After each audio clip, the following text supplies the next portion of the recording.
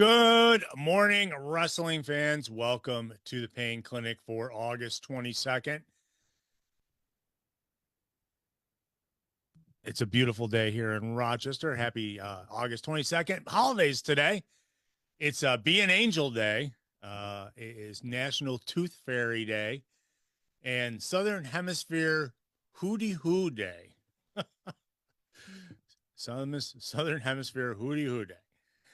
Birthdays today. There's a whole bunch of wrestling birthdays today. Stevie Ray is 68.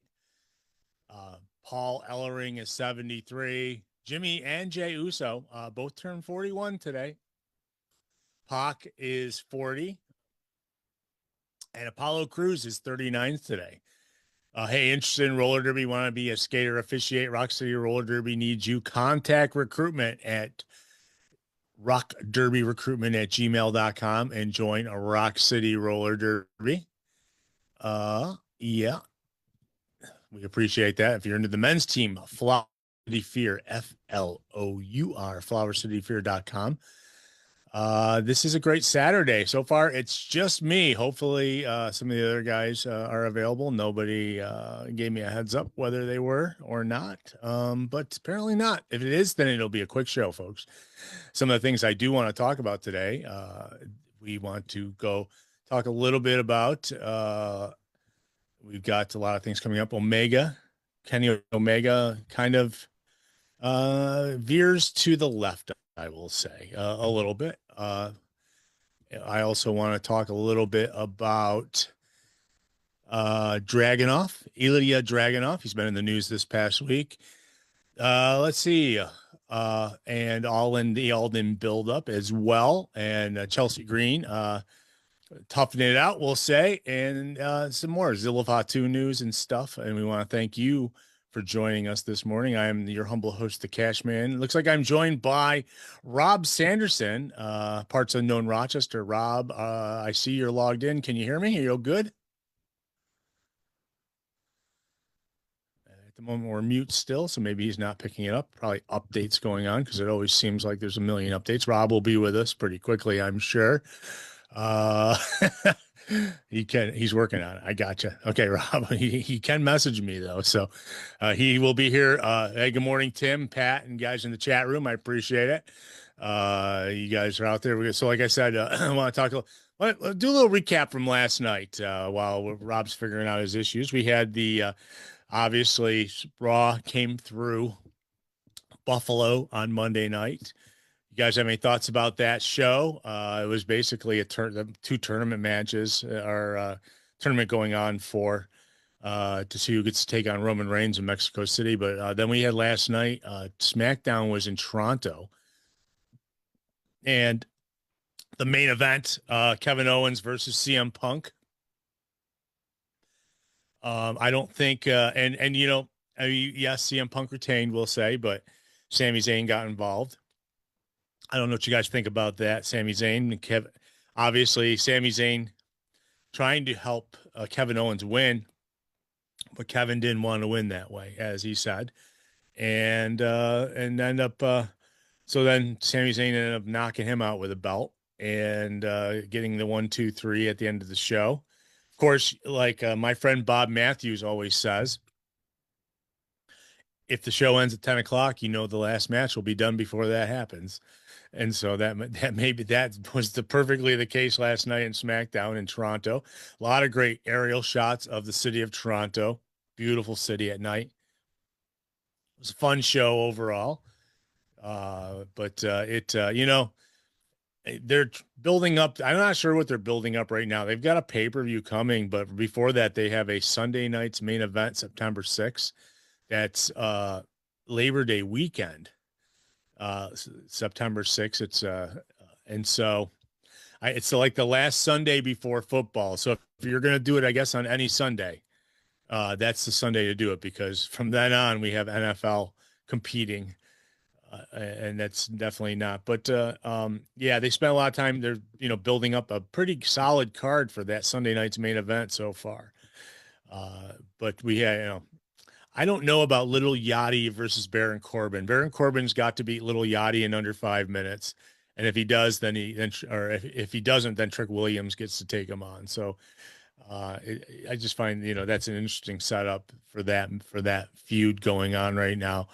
But it definitely was it was a solid show last night, and WWE is definitely going but it's just, I have a hard time figuring out if they're building up a pay-per-view or if they're building up just the Sunday night main event that everyone's going to get to see. As long as you have the Peacock app. And by the way, Peacock app just jacked up in price a little bit. So, I mean, if you're on the fence about whether you want that app for just on a Saturday night or a Sunday night main event every 3 months, I guess, yes, you can watch NXT on it too as well, because now they're duplicating all the CW sports on the Peacock app, so you can watch their Saturday Division II football or whatever games that they're playing, and you can watch on obviously on Tuesday nights you can watch NXT. And I hope they draw some numbers from that. I mean, they do a good job with NXT, though. NXT to me is still like introducing so many new people. It's really hard to follow that when people are graduating, quote unquote, to Raw or SmackDown. And they've really. Don't forget, you can see the reunion of Love Island USA on Peacock next weekend. There you go. Or something like that. Rob, good welcome. How you doing? Oh, I'm good. Busy. It's been a week, but I'm here. I'm glad you're here because there's some things I want to talk about that I kind of last week just glossed over, but I also want to talk a little bit about 2CW. How'd that go last weekend? Very well. I was extremely pleased with it. And that arena in Watertown looks so different than it used to. The first time there in over 12 years, inside the arena at least. I mean, the crowd was nuts. The Kurt Angle meet and greet started at 4:00, went till about 6:40. And so, there's over 1,000 people there. It was loud all night. Every match delivered. The only negative, which really sucked, was Mercedes Martinez got hurt in her match with Allie Katch. Just one of those fluke things, throwing a kick, and when her leg came back down, it just kind of planted weird. So hopefully she'll be okay with that situation. But we're still waiting to hear a little bit on that. But otherwise, some great debuts. Cedric Alexander, Don Freeze main event was terrific. Just a lot of really fun stuff on that show. Started out with Dalton Castle, Jay Freddy, which I really, really liked. Great tag team action. Just a lot of stuff. So I aside from the injury, which really, again, that really, really sucked. One of my favorite shows in recent memory for sure. So very cool. Any super surprises that you can talk about now, or?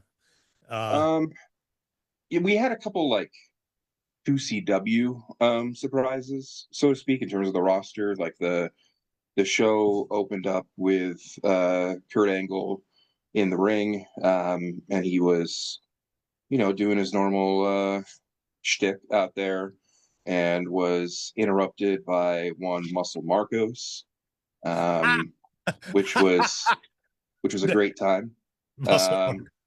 And then so Marcos, I'm the muscle of 2CW, kind of threatening Kurt Angle.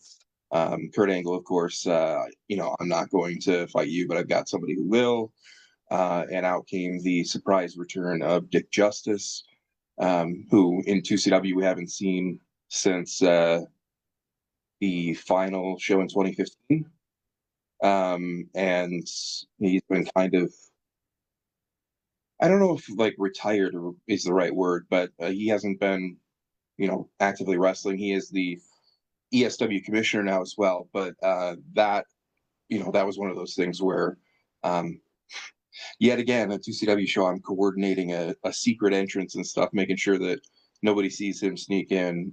We had this plan for a couple of months, and that pop was just awesome. The crowd really did not expect that. And he was, I mean, that was really the place that he picked up so much attention to the point where he was getting booked all over the country every weekend and stuff. And so it was really cool to hear that reaction. Also a surprise return of Brute Van Slyke, same situation. I saw that. As He's beating something up with a chair? He was he came out and he beat Jerry Bikes, a Watertown native who's been a part of the 2CW ring crew for many years and then trained to wrestle and debuted last year. And then, Jerry Bikes rides a bike to the ring. Bikes is his gimmick name because he once literally rode a bicycle from Watertown to Syracuse for a show after like his ride fell through or something. So everybody just called him Bikes since then. And he was defeated by Brute Van Slyke in 28 seconds. And then Brute decided to just take out his frustrations on Bikes' bike. So you saw some of that. Yeah, he was beating into the ring post. He was throwing it. He was just destroying that poor thing. So just folks, remember when never say never when you say you're retiring. Okay. oh yeah. Yeah, no, because I believe Brute retired. He got a nice send off last year in like Rome, New York, or something. We were talking about that a little bit, I think, before the show, because I remember after 2CW2 sets in 2015, flying in to do that show on what was a crazy hockey weekend, and thinking, all right, this is it. This is the end of indie wrestling for me as well. And sure enough, got loops back in like 2019, did some ESW, did the Wrestle Circuit stuff. And then, we did the 2CW reunion shows in 2021, which was the last time I had called a show with John McGraw. He and Colin Delaney and I called this one. And it was weird because then we looked up, I've done like 49 shows between the last time I called a show with McGraw and this one. So it was a very weird thing, and I guess I was not 15 after all. Here we are. Yeah, there we go. And we got at least 1, 2, 3, 4, 5 more shows this year, locally-ish, plus maybe anything else. So what was it, like 5 weeks until Binghamton now for 2CW? It is 5 weeks from today, actually. Yeah. Yes, indeed. With The Godfather, Jimmy Hart, Rich Swann. When are we trying to remember if we're putting out a post today? But yeah, that's what we've announced so far. And then it is confirmed that we will have the crazy coming up in November again with ESW Wrestle Back on Friday, November 13th at Riverworks, and then PCW back at the Pastime in Syracuse, since 2 sets, which will be Saturday, November 14th. And that one we've only announced Spike Dudley for so far. Another big name coming probably the next couple days for that. So okay, keep your eyes on the announcements, folks, for the 2CW shows coming up as well as ESW. So yeah, it sounds like ESW in September 19th in Niagara Falls with the Headbangers. Yeah. A lot's coming out on that right now. And then GCW put it out there last weekend that back in Rochester at Water Street on Friday, December 4th, whatever that first Friday is in December. So that's kind of some of the local-ish stuff coming up. Very cool. Very cool. So there you go. The nice little catch up there with you and everything. So we missed you last week. And one of the things, that I talked about last week a little bit was Zilla Fatu debuting in NXT. And I know you probably would have some thoughts on that. One, being able to keep his name and two, it's the first time someone's debuted in a while in WWE where they didn't like have no name for them as they're as they're fading out to the credits at the end of the show. So That's a Zilla, refreshing change. yeah, Yeah. and Zilla is automatically getting into it with Cruz Montana, I believe. Yeah, yeah. It's gonna take me a while to get used to that name. And apparently they have history. Or at least they tell us they have history. Because they were cutting They promo. have history. Yeah, I don't know. They're cutting promos on each other. Maybe they trained together at some point or something. I know that Unless maybe they wrestle each other like House of Glory. I'm not sure, but there was a story that I read this week about Zilla Fatu being kicked out of a Booker T school a couple of years ago, and then actually being brought back eventually in. But there was like some heat with the was it Beyond? Was he called Beyond Wrestling? I can't remember what it is. It's I feel bad that I can't remember Booker T's school's name because he has oh no, he's uh, reality wrestling. reality of it. That's it. Yeah, Yeah. because I mean, there's so many people. There's a few people out there now who've come out of that school. So, including I believe the AEW TBS champion. Did she come out of there? No,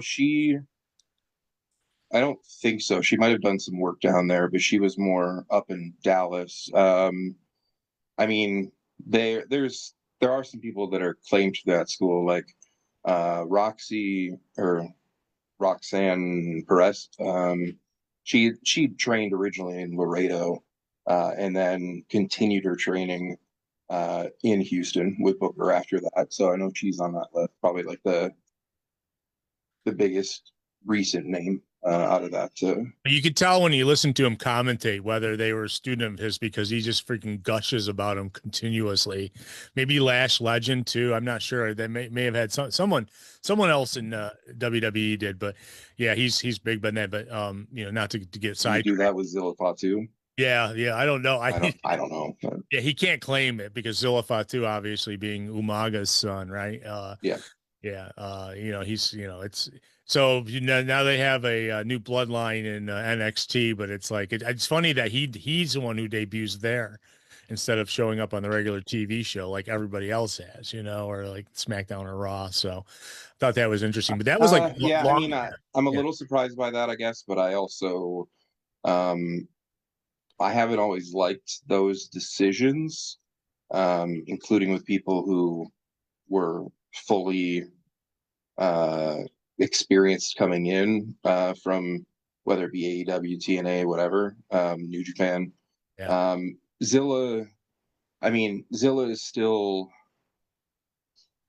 I'm not going to call him green, but comparatively, you could maybe say that. I mean, it's not like he just started wrestling or he's showing up at the Performance Center with no experience. I mean, he's wrestled a couple of years, including some breaks in there, but he is somebody that could benefit from a little more time before main roster. I feel like, where I wouldn't always say that about people, but yeah. Jacob didn't, but then again, he had wrestled a lot more before he yeah, went. he did. Jacob's been great for a long time.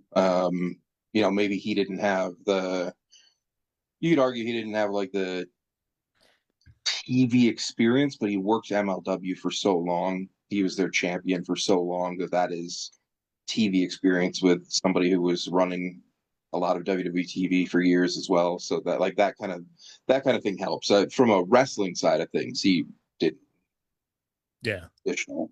yeah. Um, Oh, just getting used to the system and everything. Yeah. yeah. So I guess Zilla Fatu, I mean, I remember when I think was it Rochester, the last show he did for GCW, and then he was It gone. was.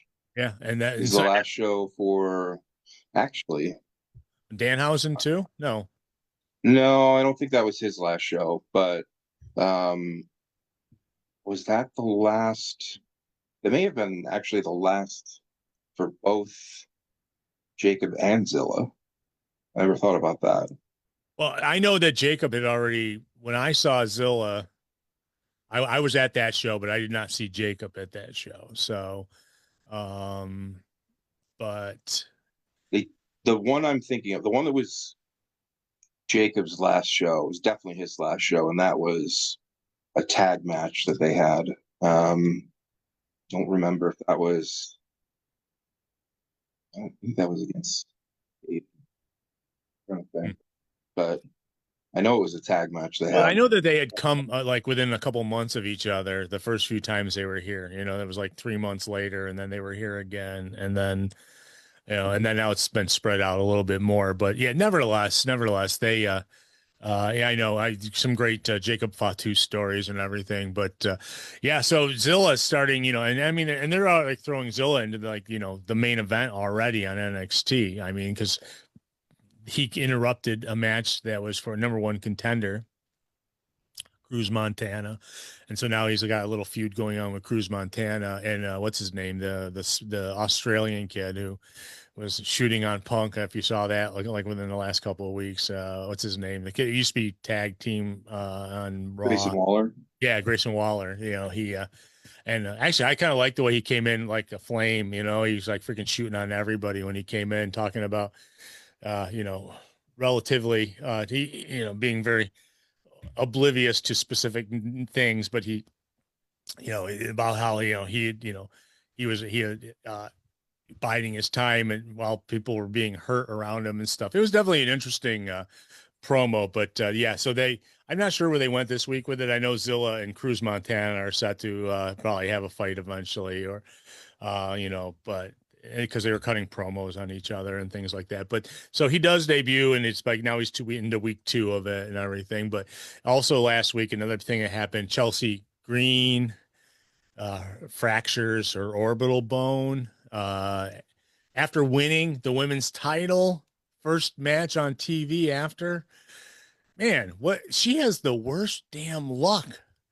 I mean, nobody Are they wants. letting her keep it, or They are. They're right now. They're giving her 30 not the days. orbital bone, but the Yeah, title? Yeah. yeah, keeping the orbital bone too. They're giving her 30 days to be able to defend the title, at least quote unquote. Maybe that's what it takes.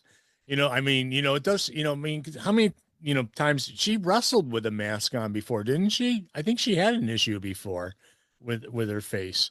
Um, I'm trying to. I don't remember if she had the Undertaker mask at some point. I mean, she She wrestled. did.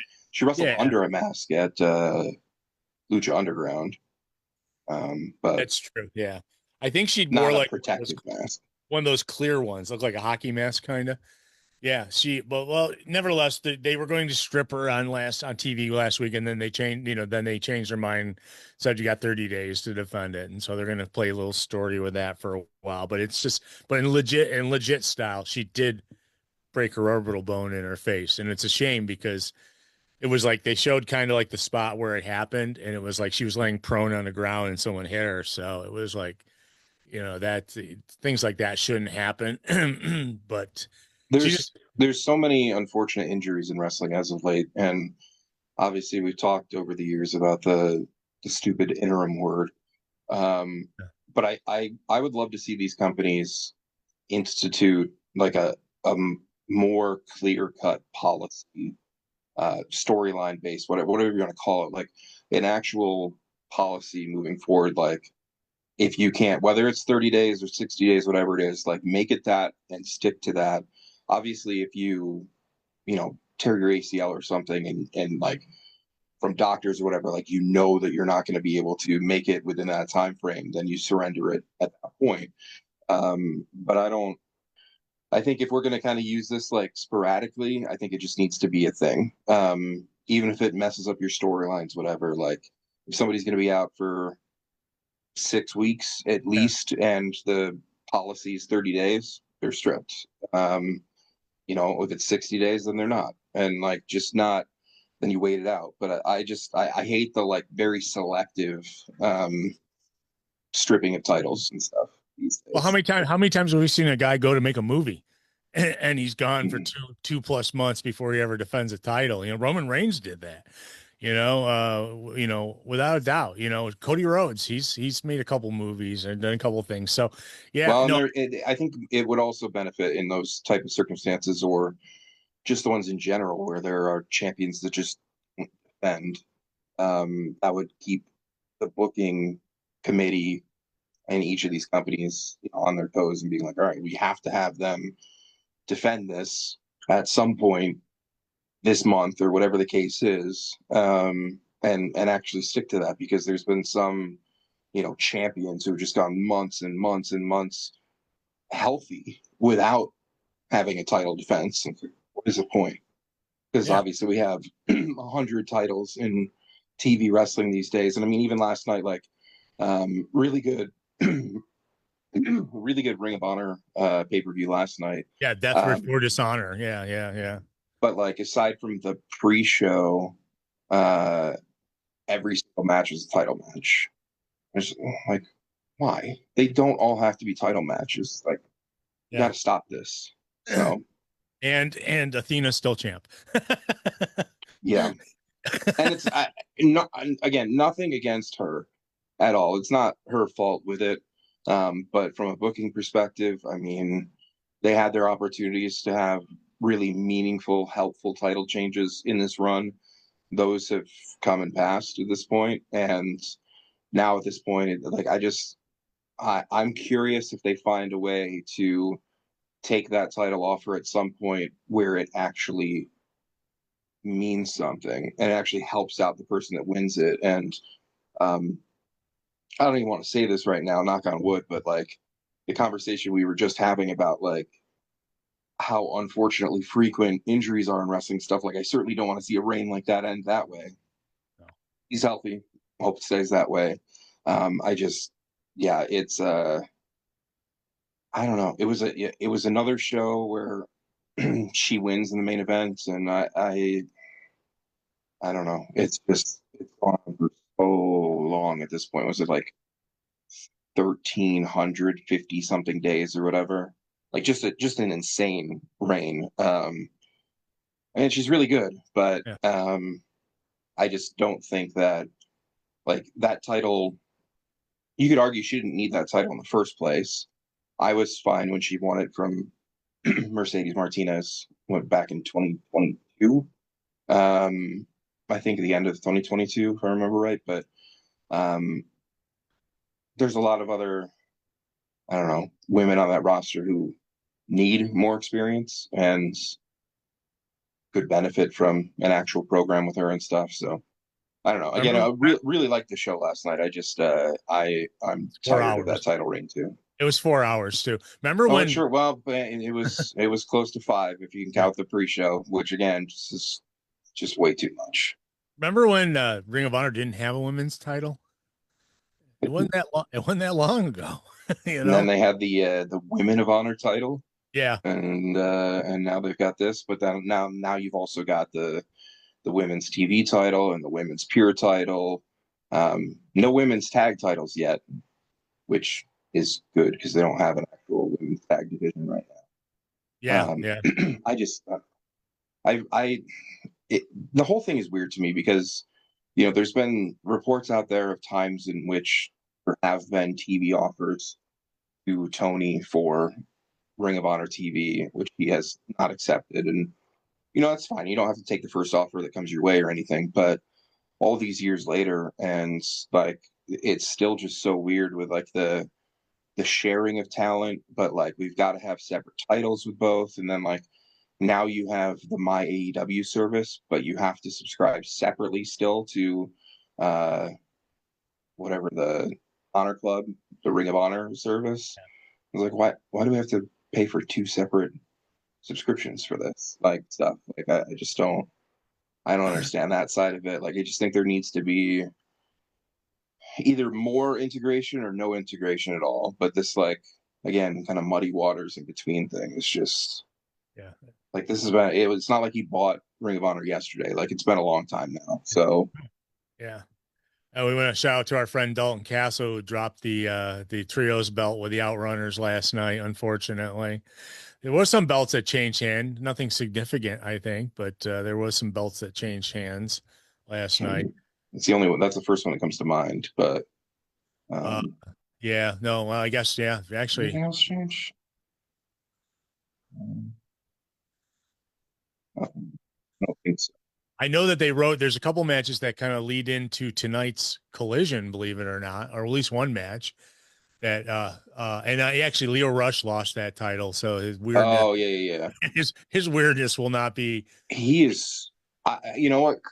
All the credit to Leo Rush on this, because when we first saw that character, his Ring of Honor version of his Blackheart character, I didn't know if that was gonna work, and it's so over now.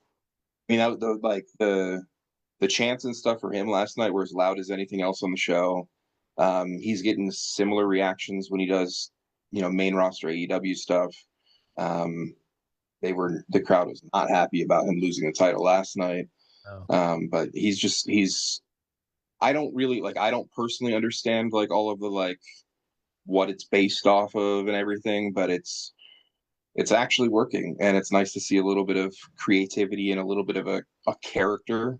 He kind of Something acts that like an you don't see animal, much in sort that of. character. He What's runs up? like an animal kind of when he's running. It's like I don't know. It's definitely an interesting. He's committed to the gimmick, like he really is. And it's not just like it's the way he talks, it's his body language, it's how he wrestles, it's everything. And he's been doing so many like outside appearances and stuff too to kind of get the character out there more, and it's working. So yeah, I mean, credit to Leo Rush on that. The former TV champ. It's nice to see Steph Delander last night too. She is her first match back with Ring of Honor. I'm trying to think since. No, I mean she's been there a little bit, but it hasn't been a ton. Yeah, I mean she was in a Remember, she quit TNA because they wouldn't let her wrestle, right? right. Yeah. Yeah, she was in a Pure Rules title match with Deanna, and Steph was very much the trying to get away with stuff that's not part of the Pure Rules concept and stuff. And so good to see Deanna get a match. That's one of the ones where I'm just like, somebody who's had a title and it's just like, so you're going to have her defend it, or what do we do? Well, she does at She least did defend it last night, though. There you go. Yeah, and we did see a new Ring of Honor tag team champs. I think Mystico and Dorado in a 4-way match for the titles, I believe. Didn't they come in as champions? I think. I don't remember. Who were the champions? Yeah, they must have come in as champ. Sorry, they defended. Pardon me. Yeah, and Daniel Garcia. Yeah, because they beat. Yeah. They beat Sammy and Mortos for the titles in CMLL when Mortos was having visa issues. So he dropped the titles down in Mexico City, but that was probably like 2 months ago, I think. Yeah. Okay, so there we caught up a little bit with Ring of Honor, Death Before Dishonor last night, which very long show, but some good stuff. So I want one more mention of some older stuff that you weren't around for, but we kind of talked about it a little bit in our chat messages about Swerve a couple weeks ago coming out and getting in the middle with a bunch of trios teams, and then. So is this the avenue in which the former New Day show up at All In? Are they going to be with Swerve in a trios match? Because Swerve kind of, I believe Ricochet said, this ain't your business. Get out of here because, this is trios business or whatever. He's kind of giving them that attitude and stuff. And it's like, I said, as soon as I saw that, it's like, oh yeah, this is a perfect way to walk in a couple new guys into this company, which I mean, that's a week from tomorrow, by the way, folks, All In. And I do have a bit more of All In lead up I want to talk about after this, but is that like seem like a logical explanation for how we're going to get them, Rob? 100%. Yeah.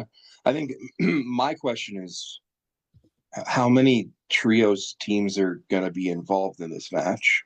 We make comments about like trying to squeeze everybody on a show and stuff, but like how many trios are we squeezing into this match, especially when you already have like a casino gauntlet match on the show and things like not everybody, especially on a huge roster, not everybody needs to be booked on this big pay-per-view that's gonna, I mean, hopefully it doesn't set a new time record. I But think Cowboy said it right. He goes, "We need to defend these trios at All In," and he said it last week on Dynamite.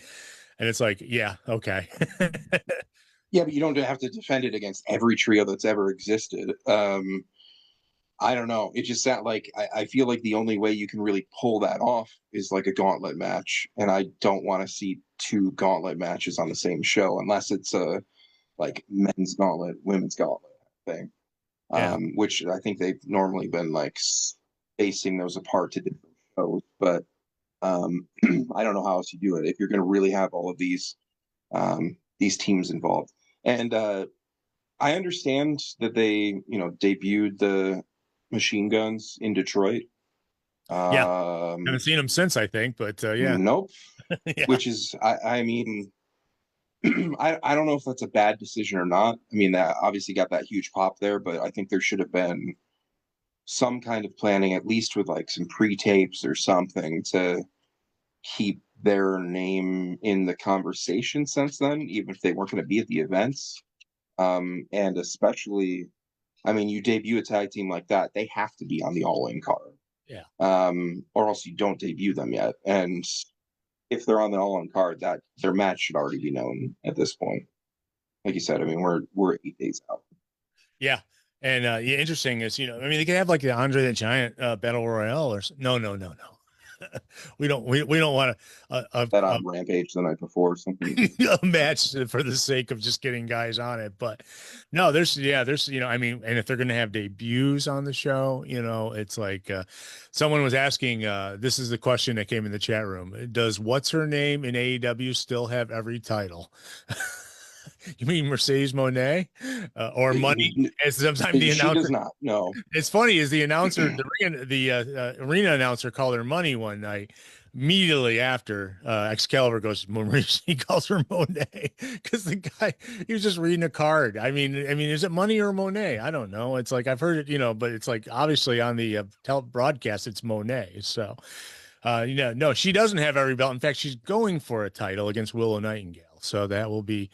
And yeah, I don't think she holds any defendable titles at this point. Like she walks around with the Owen Hart belt because that's what got her the All In match, but she lost everything else. So and that's another one that I question. I mean, I think it was okay for her to take a break for a while, but we never got the payoff to winning all those titles and then losing all those titles. I mean, there's so much more you could have done with that. Yeah, I mean they could. Yeah, it's not the full story. It's like she lost one title and then disappeared, and then it was like, but she still had like 9 at the time or whatever. Yeah, you're right. There's just more to the story there. I mean, I hate to say it was a long story too. It was like a year-long. Yeah. So it was. Didn't pay off. So. Let's talk a little bit about we're going to jump into All In and everything. This past week there was, and I counted it, there was at least three segments with Ospreay involved on Dynamite this past week. The opening match, the backstage interview, and then the Omega heel turn, I guess we could say. I don't know, is it a heel turn? I mean, it's. I mean, was he already a heel going? Like he's very much been a tweener these last few weeks or whatever. Yeah. But since Ospreay's been announced as his number one contender, he's been a tweener. He definitely has said something. I would have to say, I mean, like he's still going to get cheers and stuff, but I think after this week you would call him a heel. And with the crazy faces he was making, I am very much hoping and hopeful that when he comes out for his match at Wembley, that it's the cleaner. Yeah. That's the hope. Yeah. Those wild eyes and stuff on the outside. I mean, I think there's a good chance of that. So. Yeah. Well, we got one more week to build this up, and was it in Scotland this week that Dynamite is? Yeah, Glasgow on Wednesday has Dynamite. I don't know if I'm assuming that's taped earlier in the day. I doubt they would be doing a 2:00 local show, 2 or 3 on a Wednesday, and then they're taping Collision as well in Glasgow that night. So Yeah, I don't know. How do you feel about this buildup? This, I mean, obviously it's been given a lot of TV time this past couple weeks. For this match specifically, Yes. Yeah. um, you know what? Overall, I've actually liked it. I think it's a little bit of an awkward. I mean, when the match, we kind of knew that it was getting to this match, and then it felt a little in the beginning like it was like all right, well, is Omega going to be a bad guy? And um, I don't know if the buildup was okay for him, like taking the title from MJF and stuff, but it wasn't. I mean, incredible in that. I think some of the stuff they've done in recent weeks has been really good. I, li- I I like how Omega this past week kind of like said, you joined Don Callis's family to take me out, and you were healing with them and everything, So it was like, it was a nice recap of like Osprey's time, since coming to AEW full time. So and then, but yeah, he definitely healed out. Obviously, the one-winged angel there going into the table, that and leaving, but Osprey, man, I mean, it's like, do you think they like 2 months ago, 3 months ago, they sat down and said, you're going to be on every damn segment we can put on TV up until this pay-per-view? Because, geez, it's like I've never seen a guy get more TV time, except for Steve Austin when he would come out and interrupt matches and stun people. But I love it. I love the build. I think it's great. It's like I don't, kind of brought up some personal stuff during their little tay-to-tay this past week with Osprey. And I thought that was interesting because he had made me go to, I hate to say it, go to the internet and look for what he was talking about. Apparently, a stepson or something like that. So, but yeah, I love it. I think, and then this week, I mean, how can you top that? I mean, beyond, I mean, this is the go home show this week. I mean, can it get worse than what's happened in the last week or two, or are they just going to play like recaps the whole night on Dynamite? And think they've got to the point already. well, I don't know. I really, I always complain about the go home shows before their pay per views, and especially with these shows being in Glasgow, like I really hope that it's a good go home week of stuff. I would like to see some people on the roster get matches like on Collision, so they can have a match, in the UK, but it doesn't have to be, you know, fitting 100 people on the All In card. So, you know, what they do more with this match to build it up, I don't know if they need much more. At this point, I think they've dedicated the time and segments and stuff. I mean, side conversation is like, do we really need to even say that Dynamite ends at 10 o'clock anymore? Because is it Yeah, ever going to end at 10 o'clock again? heck, what did Um, almost go to 11? I mean, the last couple of weeks, it's like if you don't set your DVR for the next half hour after that, even though you don't want to watch whatever the show is on, it's going to be Dynamite the whole time. yeah, Yeah, yeah, that's been tough because it's like but I'm sure it'll go back to normal once. But I mean, Tony's paying for that extra time, so or whatever, he's like, I'm sure it's doing well. It's got to do higher ratings than what's on after. So I mean, like, and I'm not like, I obviously, I'm not normally a fan of 3 hour shows and stuff, but Dynamite is something that I think has, I mean, if there was a show I wanted to go closer to 3 hours, it would be Dynamite more than anything else that they or others are putting on these days. But um, it's a lot. It should feel special when it goes over. Now it just feels like the norm. Um, and in terms of like that Omega title reign, like I really wish, um, I don't know, I wish that it had played out where he had gotten the title sooner than he did. So in a sense, like going back to, we thought that he was gonna take the title at Redemption in Montreal, and they ended up giving it to him like a few weeks earlier or whatever. I like that decision, in retrospect, in terms of him being the established champion a little bit longer before he drops the title next weekend. But it also means that I think that Redemption defense against Kevin Knight's going to be his only successful title defense of this reign, which could be his final world title reign. And I don't know, that's a little disappointing, but oh well.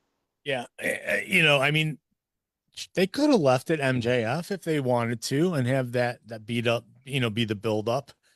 You know. I mean, like from storyline aspects and from Osprey, winning the belt as a baby face in his own country and all that stuff, like it certainly would have worked against MJF, a guy who was headlined Wembley before. Um, but I'm really happy that we're getting the Osprey Omega match itself. Yeah. So overall, it's fine. I'm very much looking forward to that match. I would expect that the end of All In will be, for AEW fans, as good as it's ever been in terms of the end of the pay per view. That should be a really cool moment. Um, Hopefully, I don't know. I'd love to see Omega still in the title picture at some point after this as well. But. Oh yeah, yeah, and you're right. I just feel bad he didn't get really a lot of competition going leading into him losing it. But I mean, what MJF had, MJF when his last run was kind of short too. So, but you got to please the fans, and this is kind of like something that I think they've been working a year to get to. So, I'm glad that it's kind of like it's not going to be like a Cody Rhodes losing to Roman Reigns at WrestleMania, after Right. that whole year run and everything. Good morning, Rennie. Yeah. MJF had double that in two successful title defenses before he dropped to Omega. So Yeah, I was gonna a say little bit more. Yeah.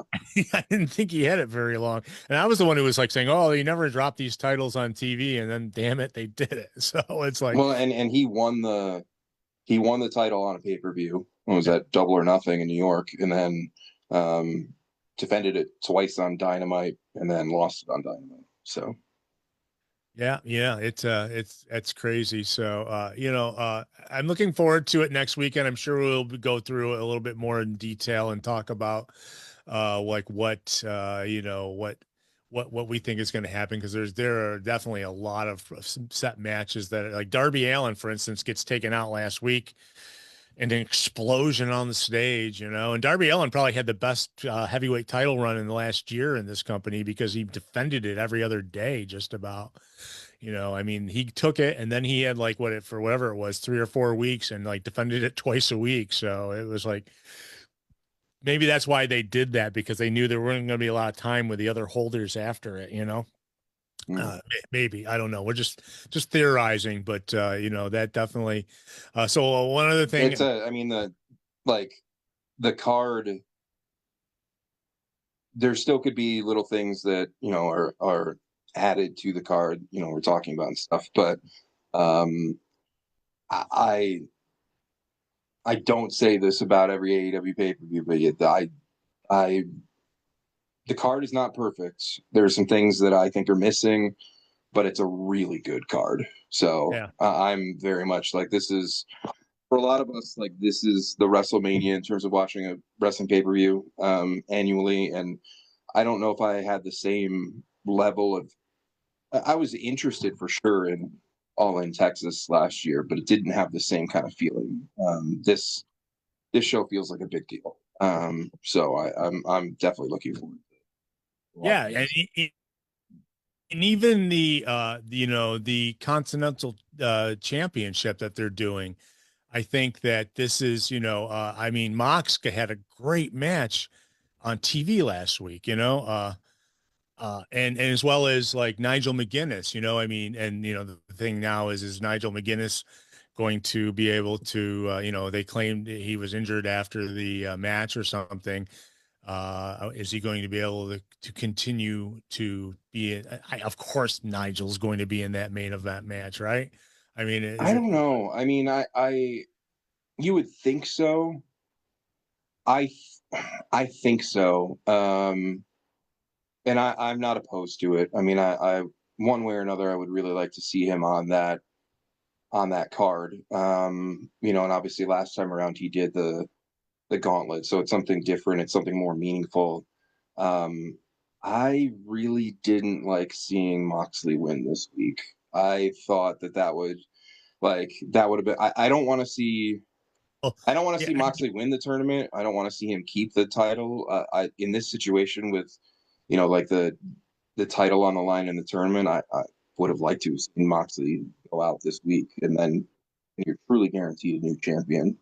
yeah. I Um, mean, Jay White. I mean, that was a great match. I mean, that was a solid match overall. I mean, and he had, Jack Perry the week before, so he beat quality opponents leading up to, this is going. But yeah, I was kind of rooting for Jack White, especially or after Jay White, especially after he kicked out of like Moxley's finisher, and I was like, oh, and the crowd was in it big time. See, I think it was a solid. If you were going to see a show, that was a good show to see because the crowd was just absolutely on fire in Baltimore the whole night. yeah, But yeah, that was I that just, was at some point you've got to give Jay White a big or title or something.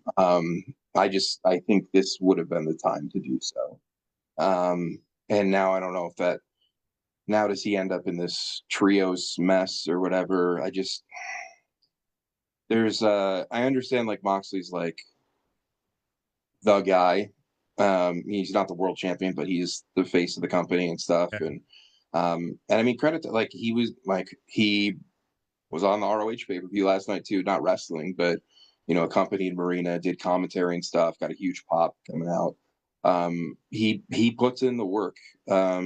I you know I just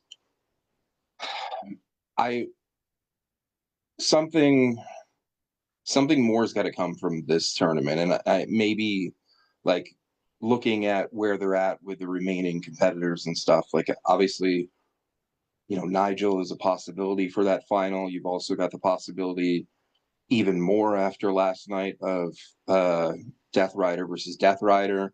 Danny Um, Garcia. Yeah, yeah, Obviously tonight we have that with Garcia and Claudio and Redding. And Mox is still in it and stuff. And you could do a Death Rider versus Death Rider final. I am disappointed. Like I don't know if this tournament was necessary. There's so many tournaments, but I do love tournaments. yeah.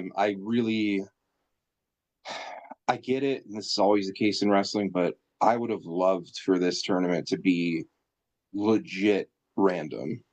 They're like, oh, like watch on Monday night when Tony and Tony unveil the random matchups or whatever. It's like, oh yeah, this is so random.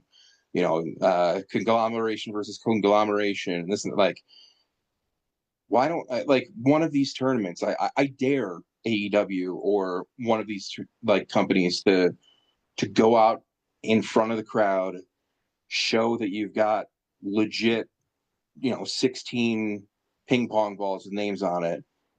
Do it live in front of the crowd. Like there's no faking it. Or I mean, obviously there's still ways out there to fake things, whatever. But do it legit. Like anybody in this tournament could wrestle anybody else in this tournament. It'd be an entertaining match. It would be interesting to the fans. Like I want to see a legitimate random draw. I don't want to see like, oh, and our next random matchup was this. So like the old. No. Remember the old Royal Rumble? You'd pull the ball out and you'd never see like the number or the name on the paper, but Right. yeah, Right. Yeah. yeah, There's always that stuff, the spin the wheel stuff, whatever. I mean, like, oh, there's just not.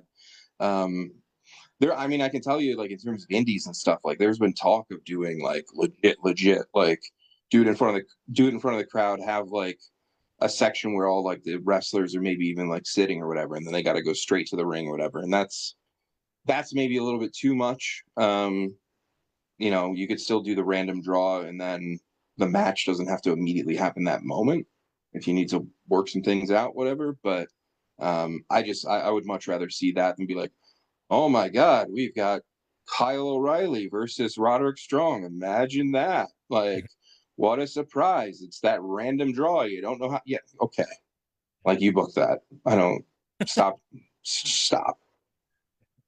I'll give WWE a little credit. They kind of the closest they come to maybe doing anything like that is in the Royal Rumble when they have like certain matchups that happen during the Rumble that they like kind of like test out how the crowd reacts to two wrestlers going against each other who don't normally fight each other or aren't in either's wheelhouse or storylines and stuff. And I like kind of like when they do that because they kind of like learn something about like how the crowd reacts to two guys, and do they mesh in the ring and thing like that, but there's guys, in the olden days, obviously Ric Flair could wrestle anybody on any given night, like he said, he could wrestle a broomstick, and get it over, so there's guys out there that just know how can call it on the fly, don't spend an hour or two in the on the ring before the TV starts, stepping through their entire match, which they all do now. That's all they do is step through, and you blame DDP for that, by the way. I think he's one of the guys who first was doing that. You probably blame DDP for a lot.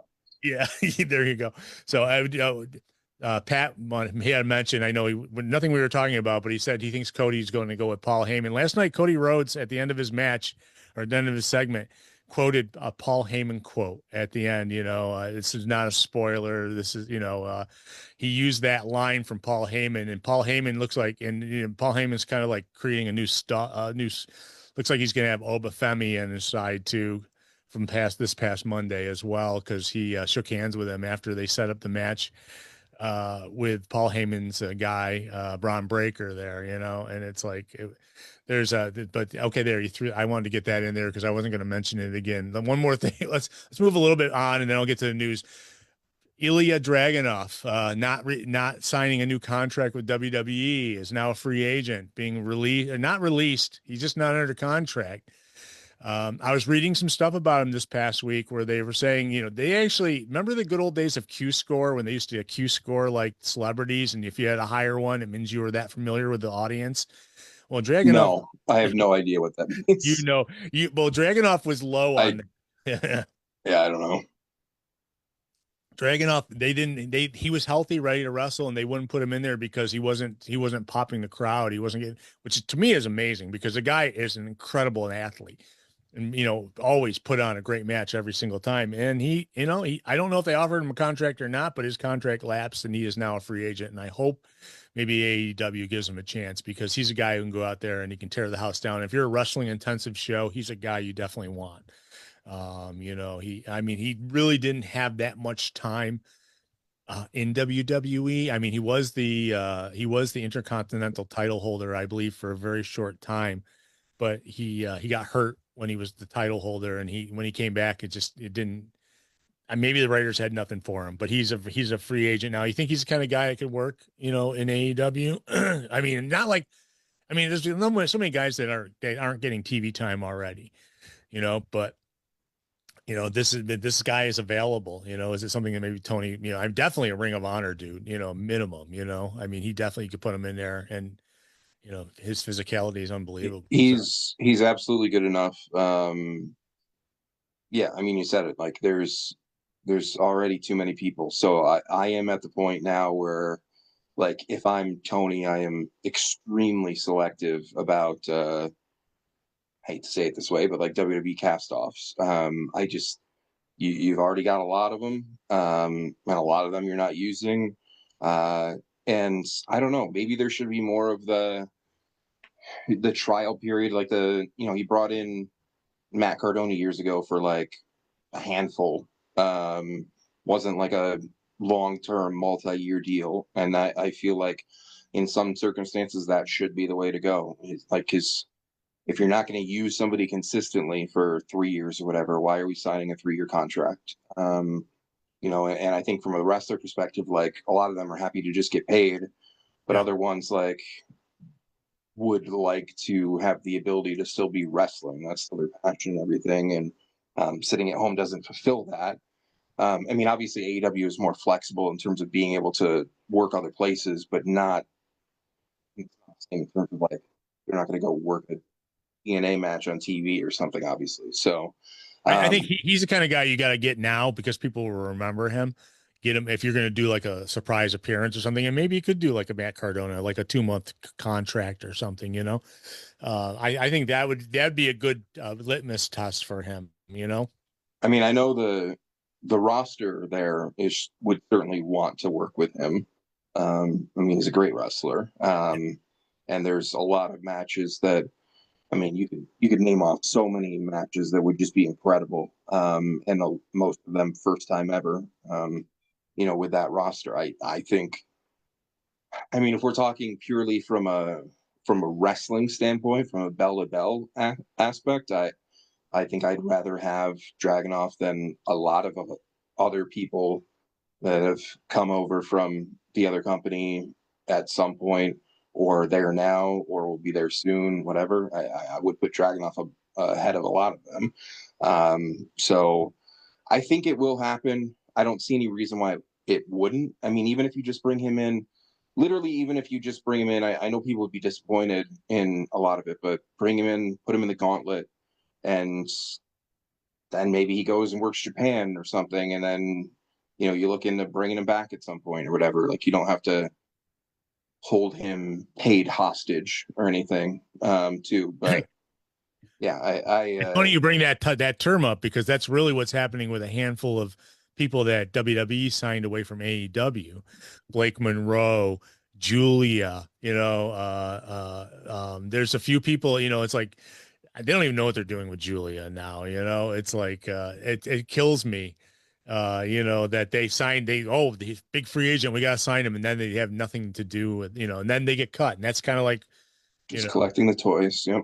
Yeah, then they get cut, next year, a week after WrestleMania, because they haven't used them, and it's interesting. It's like it's like buying stock. It's like, oh, I got a little stock here, but they're going to do something with them, so I'm going to take. And both companies are guilty of that, for sure. I mean, it's crazy to me that there's so many. I gotta just leave Twitter. There's so many terrible wrestling takes on there, and a lot of that is just like, oh, there's, if Dragunov is, let go, like, how is this different than, if AEW did this, it would be different and all this stuff. And it's just like, just stop with this stuff. Like, first of all, letting a guy's, there's, you can't, like, you can criticize shelving Dragunov for, I think it's like 5 months or whatever it's been. You can criticize that stuff. I will always criticize the cutting people early from their contract, because what is a contract if you're always going to end them early? In this circumstance, like, they let it finish. He gets paid to the end. I don't have an issue with that. That's the way it should be. That's the way the AEW normally handles things. Like, that's how it should be. If you sign a contract, you expect this employment. You maybe make a move to Florida if you're in developmental and all this kind of stuff. Like, that's how it should work. So, better that they allowed him to complete the contract, unless he didn't want to.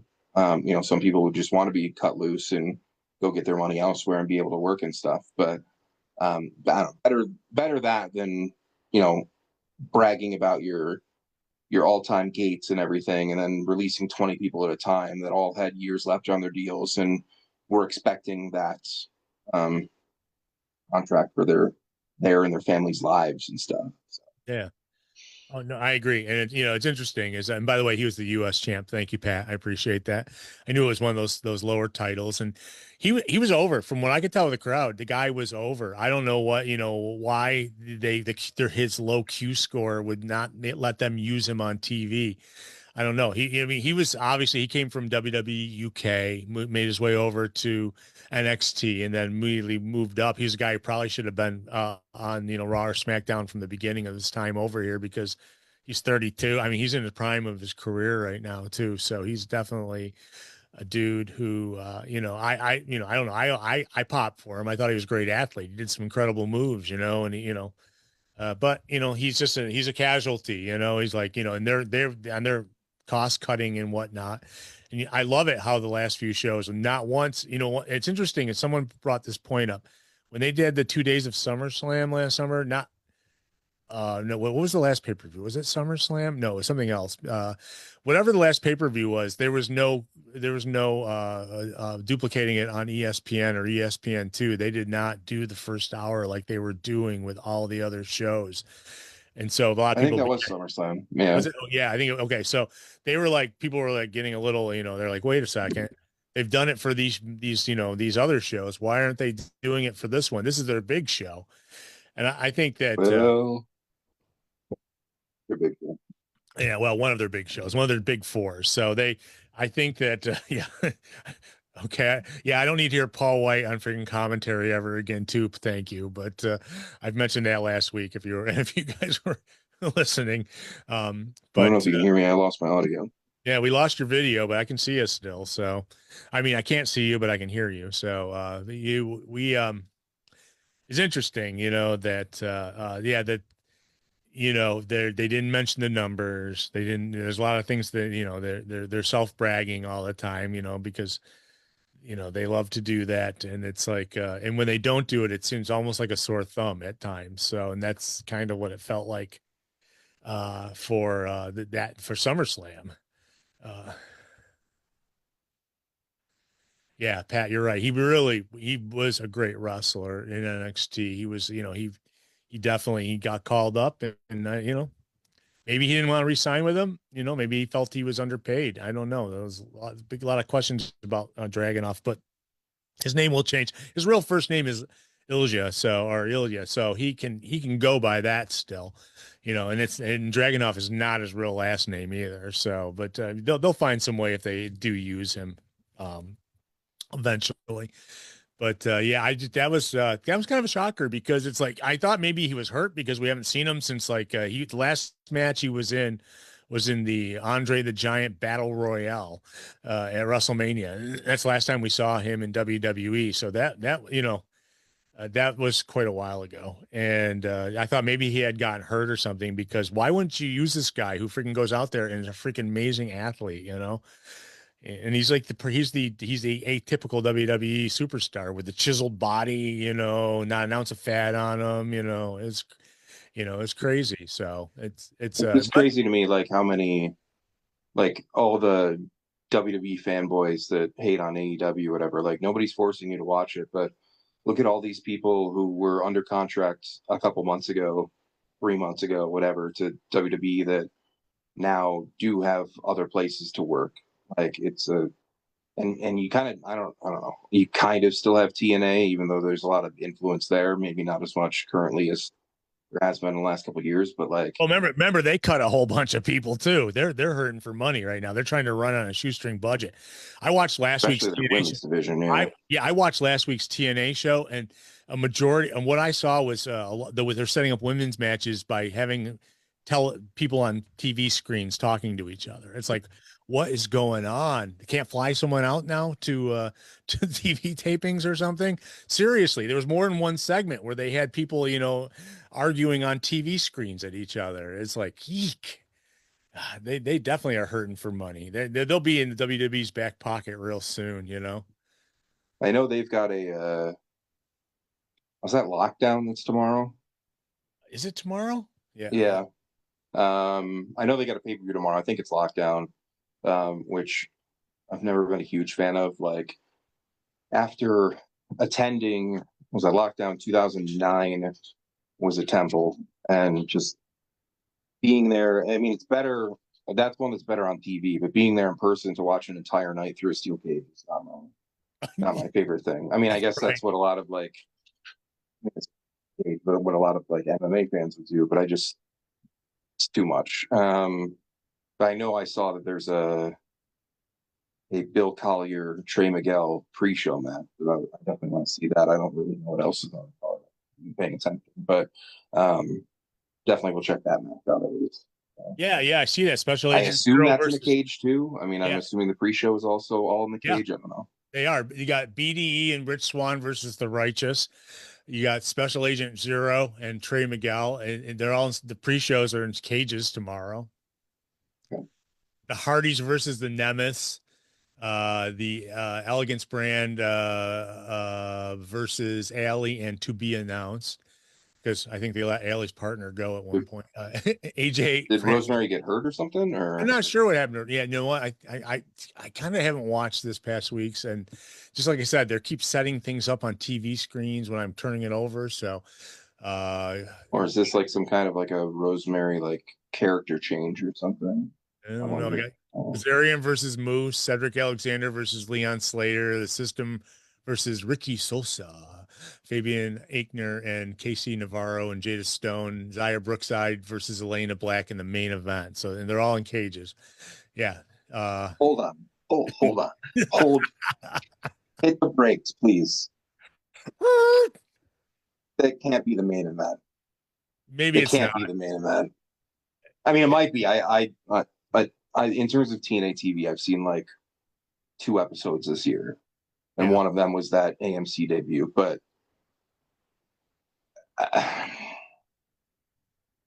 Yeah, the heavyweight title has there never been are. defended, you know? I can think of so many times where there were knockouts matches that were perfect fits for main events. Yeah. I'm sorry. I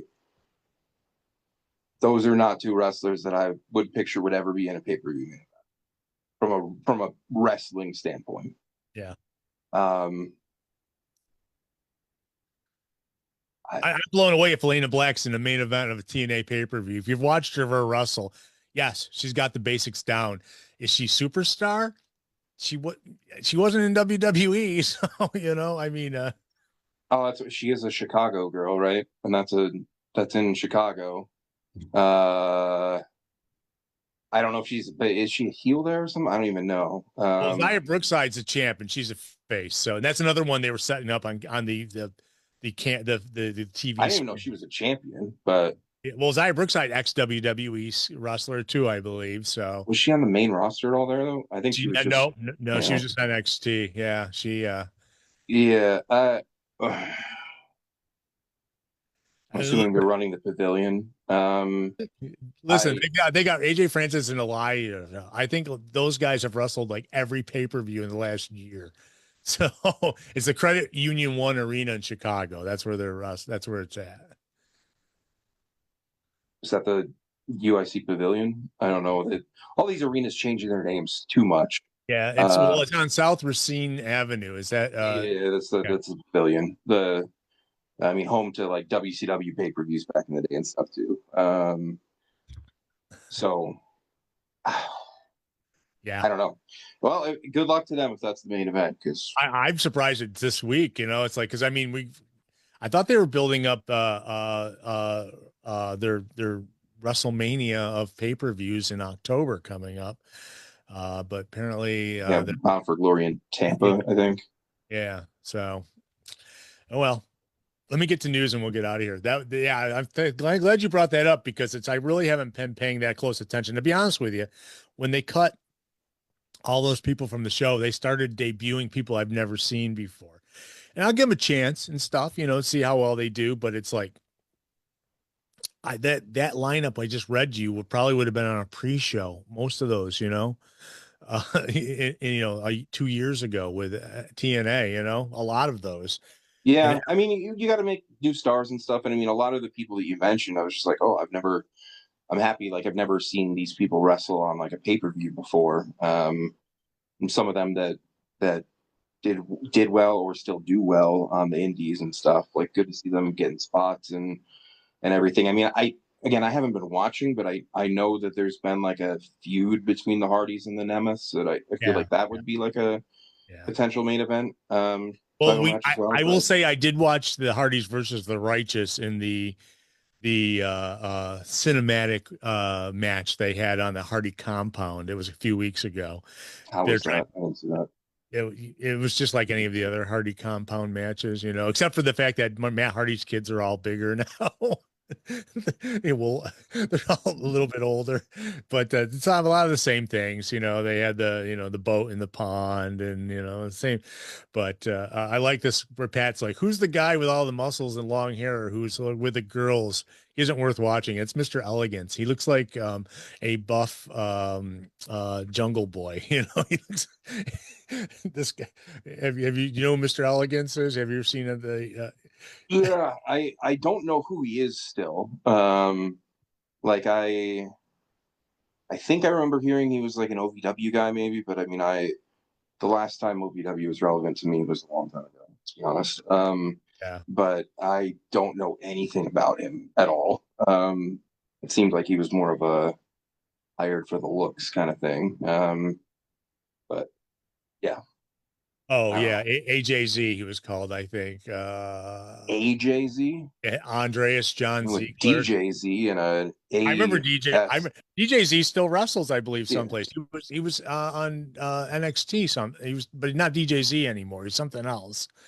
Uh, They let him use Zion or something, or I don't know what his I wonder. I'm curious now. What he's doing now. AJ. I don't know who AJZ is, but Yeah, that's so. Yeah, oh, Joaquin former Joaquin former Wild. OVW TV champion and OVW Southern Tag Champ. Okay, well, Yeah, good for Mr. him. Elegance. And like I say, he looks like a buff Jungle Boy. So Joaquin Wild, that's DJZ. He wrestled. Oh yeah, Yeah, yeah. yeah, yeah, yeah. So I remember. Yeah, I knew he was still doing it. So I kind of liked him because he was on that show that was on the Travel Channel when they were like doing independent wrestling, and it shows him in the kitchen with his mom. His mom giving him a bowl of cereal or something, and it was like. All right.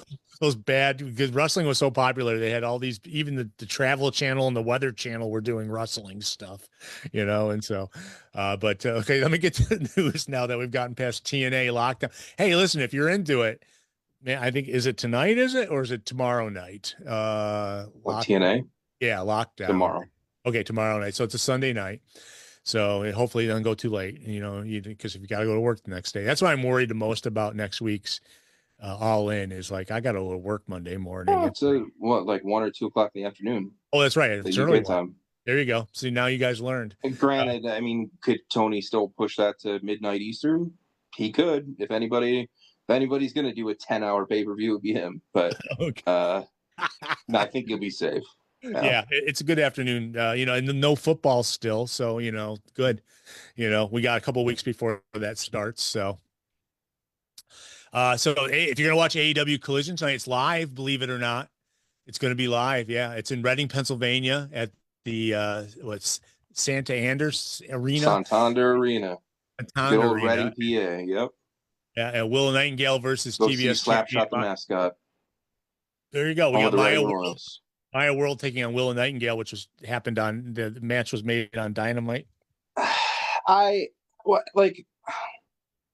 they booked themselves kind of into a corner with this by like this is all because like said Maya would get the first shot if she wins or whatever, and like this match shouldn't be happening tonight. Like neither one of them should be losing tonight. I don't like this. It's not something I dislike as much as where the hell is Tekla, who was your star of that entire division, and you got your biggest show of the year in a week. She If she's disappeared not quicker on that than show, that is Monet did. Yeah. ridiculous. She disappeared quicker than Monet did when she lost. It's like Is she not going to be on the show? I mean, we're I 8 days out. And even if she's on the show, if you added to this point, like there'd be no build up or anything like that. That's one of my biggest booking issues in a long time. But yeah, I don't understand. Like I know that they mentioned this before, and I mean, in retrospect, they shouldn't have. But I just don't. I don't think if there's ever a time for AEW to do some kind of a schmoz, like Mercedes comes in and ruins it and stuff, do that tonight. Because neither one of them should lose. Yeah, that's probably what will happen. I'm guessing because it won't get no conclusion. So we got Orange Cassidy and Kyle O'Reilly in the Continental Cup tournament quarterfinal. Oh, look at that random draw. Yep. Mm-hmm. Claudio Castagnoli and Daniel Garcia, which we mentioned earlier. Oh, look at that random draw. Tournament quarterfinal. And listen, Eddie Kingston was originally supposed to take on Claudio. They were promoting it like crazy, but he wasn't, I don't know, he's not medically cleared, they said. That's what at least Tony Khan said. And so Daniel Garcia won a play-in match over Adam Priest at Ring of Honor Death before Dishonor last night. Collision will be live, like I said. The show will simulcast on TNT and HBO Max, 8 o'clock. You definitely want to catch that. I love when they have live shows on Saturday. It's a big plus. So, it's for wrestling fans, it's not a bad weekend to have a Ring of Honor pay-per-view from the ECW Arena on Friday, a live Collision on Saturday, and a TNA pay-per-view on Sunday. That's a pretty good weekend. I know there's a ton of stuff next weekend too. Yeah. Which I'm not as positive about all that, but sure. So if you're going to watch Raw, they're going to be in Ottawa on Monday, and it's going to be a 6 p.m. start time on Netflix. You got Stephanie McCurr, who came back 2 weeks ago, versus Roxanne. Why did they do 6 o'clock in Ottawa? Okay. because they're taping SmackDown immediately after. Okay. Yeah, so we Mhm. got Stephanie Vaquer versus Roxanne Perez. We got Penta versus La Parca in a semifinal tournament match. Remember, this is the tournament to take I on. assume this is El Hijo de la Parca or something. Yeah, El Hido, El Hido, the Dr. Wagner Jr. Mhm. We're having some fun with that last week. We have Penta, yeah, versus La Parca. So the winner of this tournament gets a shot at Roman Reigns when they're in Mexico City in September in Raw. So you got Ray Phoenix versus Dragon Lee in a semifinal tournament match, which wouldn't it be something if we had Ray Phoenix versus Penta in a finals to take on Roman Reigns? Wouldn't it be something if they found some way to put those brothers in the ring together at some point that they Yeah, brought I in know. and then I know that they've been wanting to make them a tag team. And so this could be like the lead to them becoming a tag team because then you have them in the match together and someone interferes and then boom, you got a tag team. So we're gonna have an Obafemi versus Braun Breaker contract signing. Woohoo for Sunday night's main event.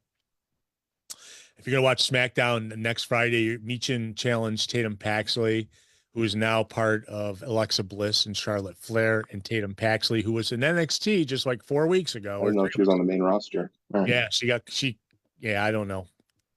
They just kind of associate some people with people, and that's what they did. So that's next. That'll be taped as well on that Raw night because they're taping SmackDown that night. I can't remember why. I don't know if they're going on tour or what. Something. Maybe they're giving them a week off. Who knows? I don't know. I don't know really the reason why. I haven't really looked at their schedule, so they could be. But it's a 6 o'clock start for Raw, which is not too bad because then by the time 8:30 is come around, you're done, with wrestling, and on Monday night. That's fine. I'll take that. I keep forgetting and turning it on when it's about over. It's like, wait a second, it's supposed to start now. No, it's over. Okay. You know me. My brain doesn't work the same way as everybody else's. But hey, we got some other news. Ruby Soho has been away from the ring for more than 2.5 years, but a return to action could still be in the cards. She was reportedly backstage at AEW taping in Cincinnati and back in June. Said to be working towards receiving the necessary medical clearance. She was out because she had a baby. I mean, yeah, I don't know what kind of medical clearance you got to have after you had a baby, but you do. So, but I'd love to see Ruby Soho back. Nothing in concrete yet or a date, but Ruby Soho is interested in coming back. So I'm cool about that. I like Ruby Soho. Um, AEW is launching a new show featuring I think this is going to be an online show, I believe, but it's a new show featuring some of the promotion's biggest stars. The company announced that Spill the Tea will premiere on Thursday, August 20th, which was 2 days ago. The series Oh no, it's a short form like social media thing that I found by accident. very entertaining. Seeing the one with they did one promoting the women's tag match at All In with both. I know there's a bunch of episodes out there and they put clips of different ones. I don't know how many have actually been put out, but watch the one with Divine Dominion that also had like a response from the Brawling Birds, and it was very entertaining. I don't know that host. I know she's some kind of comedian, but she was pretty Rachel entertaining. Bonetta. Yeah, Yeah. she, Yeah. she did a good job with it. So Yeah. um, So yeah, worth that's worth cool. checking out. I think it was like I don't know, maybe like 2 or 3 minutes on. So I Uh, figured, they get some people are on it. If you want to check it out, Bang Bang Gang, Mercedes Monet, Will Ospreay, Kyle Fletcher, Willow Nightingale, and I've seen the trailer for it. So it's like, but so it's you say it's on TikTok or it's it is on. I know they put it on that, and I think Instagram, probably the other ones. I don't know if it's on YouTube. Yeah, I saw it on one of those the other day. okay. So not only is Chelsea Green dealing with an injury, Sami Zayn is as well, and he was involved last night in the main event, so it's not too bad. But he went from in-ring competition recently, or he's been absent, and now he's an update is that he broke his hand. He's suffering a broken hand right now. He's got like the cast on, so he's like doing the. I don't know if this is legit or not because he was involved last night in the main event, but he wears like a little cast on his hand now, which hey, Cowboy Bob Orton style, it's like maybe that'll be part of his repertoire from now on. But he legitimately broke his hand though, so I'm not making that's not a lie or anything. But you can guys wrestle with broken everything. So, I mean, if it's like, a broken bone in your hand, all you need is like a brace or something. And so he's still involved in TV every week, but he's getting through dealing with a broken hand right now. This is interesting. Sunday night's main event. They're going to have a match between Baron Corbin and Little Yachty. And like I mentioned it earlier, you may have been like trying to log in at that time, but if Little Yachty lasts more than 5 minutes, then Baron Corbin's got to wrestle Trick Williams for the U.S. title, which Corbin beat Trick Williams for in his first match on pay-per-view back in WWE. I just find it interesting. Little Yachty, obviously, we've heard Little Yachty's been training.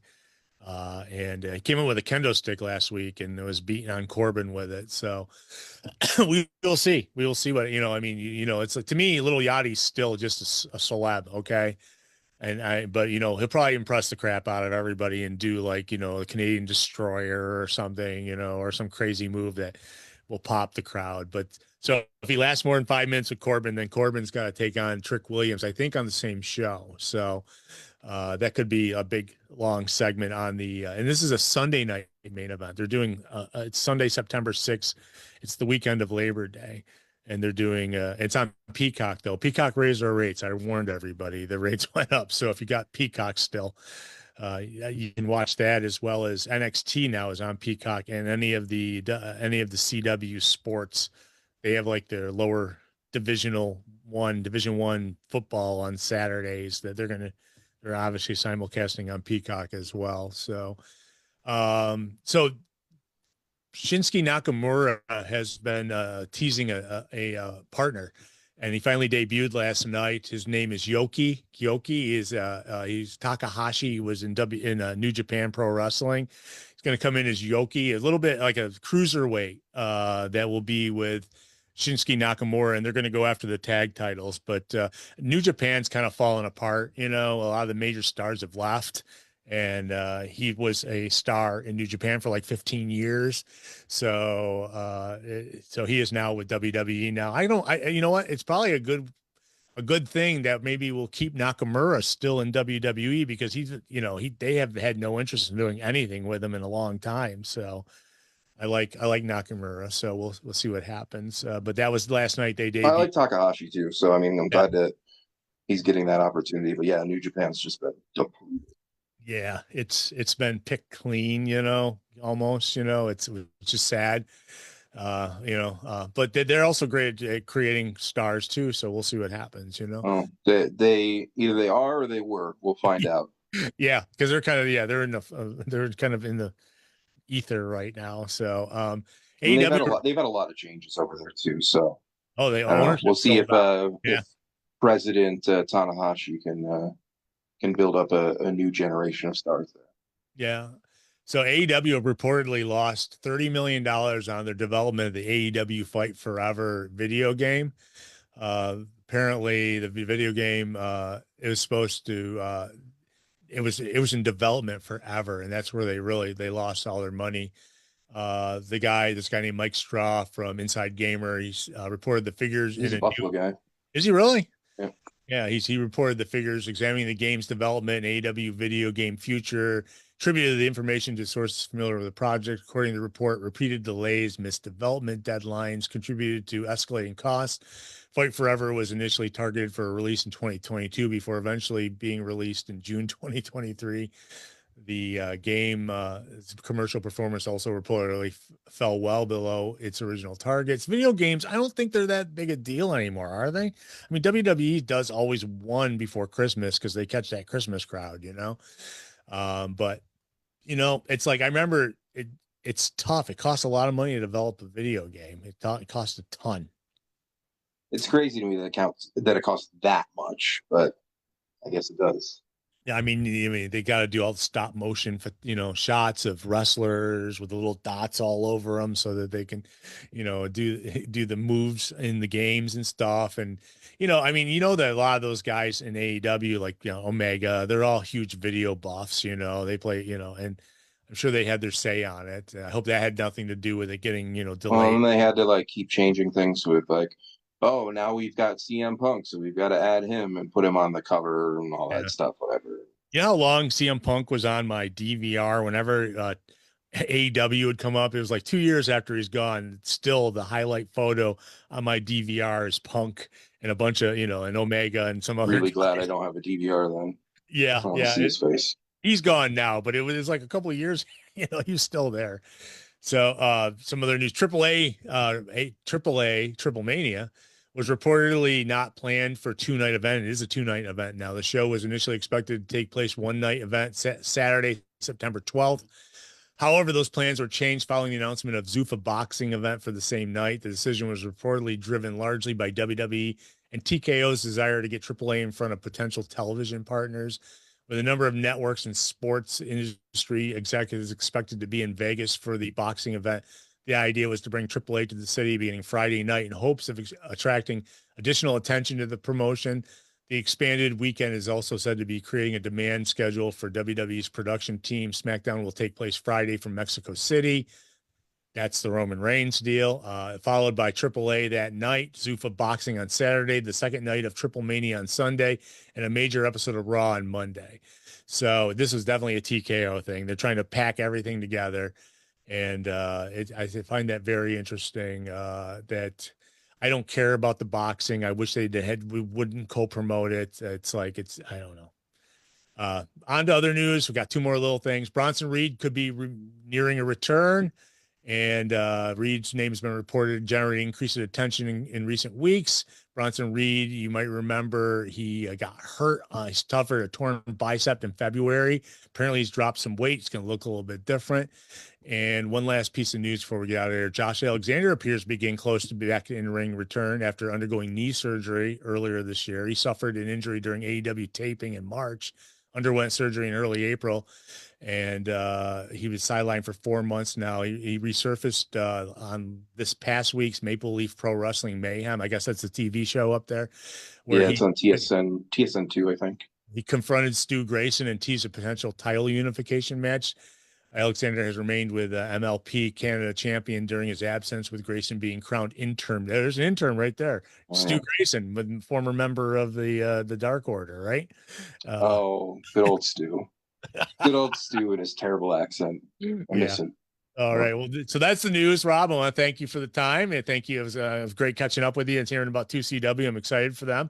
You got another show in 5 weeks, so and lots of wrestling coming up. Not used to that feeling. I mean, like we did those two reunion shows in 2021, which didn't expect to happen, and then I was like, all right, we're done. And then did the one show last year. I was like, what's going on here?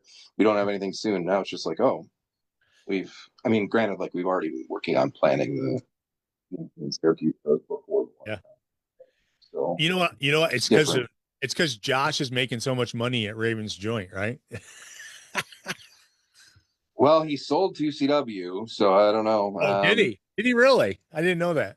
Well, there's you check out 2CW on social media, you can see everything with the wild new owner, Rusty Hardwood. So, yeah. But I did. I don't know. I saw Josh at the show, so yeah. Anyways, kayfabe. Yeah. So, I gotcha. Wink, wink. Yeah, but looking forward to that. Should have some actual matches announced in the next week and stuff for Binghamton. Those tickets just went on sale yesterday, and for people who are thinking about checking that out, tickets won't be on sale for Syracuse until probably maybe October 2nd, something. But Binghamton is not a very big venue, so those tickets are going to fly. Watertown, plenty of room. So people were able to get their tickets, walking up. That's not going to be the case for Binghamton. So get your tickets. If you're thinking about going, you should probably get them like now, because they're going to be gone. But I also so we commentated last week from the penalty box. I saw the pictures. You're pretty far away from the ring. Yeah, I mean it was a great view from where we were. You were up on like a dais kind of thing, so at least you were up higher than the crowd. Then that was. I think. No, I mean no, like only like a step, only like the step to the penalty box. So But it just like it worked well from that spot. I thought we were going to be like way up when I first walked in. They're like, "Oh well, we might be set up in the press box," and I was like, "That can't be the case because this is a hockey arena." But that press box doesn't look like those windows open. I'm not calling wrestling show behind glass. Absolutely not. But no, we set up. It was my first time being sent to a penalty box in quite some time. But I was going somewhere with this. I'm sorry, I interrupted you. You're talking about the crowd size and you being. Oh, yeah, we were sitting. So we are sitting in the penalty box like before, like the doors again. The doors opened at 4 o'clock for the meet and greet, and the Angle and Dalton and Cedric line like went like right in front of where we were, for better or worse. But then at one point, like I'm just sitting there talking with like the other two commentators, and then like I see somebody standing off like to the side, and eventually like I look because this guy's been standing here for a while. I didn't see who it was or whatever. And it was the Mark, and I was like, whoa, like short hair Mark standing there. So got to catch up with him for a little bit. I hadn't seen him. Oh yeah, I saw Mark. Time. I saw Mark was there. He posted pictures. Yeah, But Mark, former host of the show, many years ago. Mm-hmm. Yeah. I that was not a face I expected to see that day, but got to catch up a little bit. That was cool. So yeah. There were a lot of familiar faces in that crowd. A lot of people made that trip to Watertown, and I think everybody was happy with it. So very cool. They're happy with it. I'm happy with it. And the train keeps rolling, including the Godfather, and the train rolling into Binghamton in 5 weeks. So would that be the Ho train? I don't know if we can say that these days. I'm sure he can. It'll be time once again for everybody to come aboard. So I'll get some extras, huh? I believe that, that there's already been a conversation on that. So All right. It'll be an interesting night in an interesting city. So Binghamton, get ready. Very cool. Well, we'll talk about it again, I'm sure. Rob, thank you guys. I appreciate Tim Burley said we do a great job. Thank you, Tim. I appreciate that as well. We're going to get out of here. You can find all the shows on our iTunes, as well as now the video that you're seeing now will be posted on YouTube as well. And the link will be on our Facebook page. So we'll see you next week, folks. And have a great wrestling week and enjoy. The end of summer is coming, man. School's only, a couple weeks away. If you got kids, if not, then, football starts in a couple weeks, and can't wait for that. We'll see you next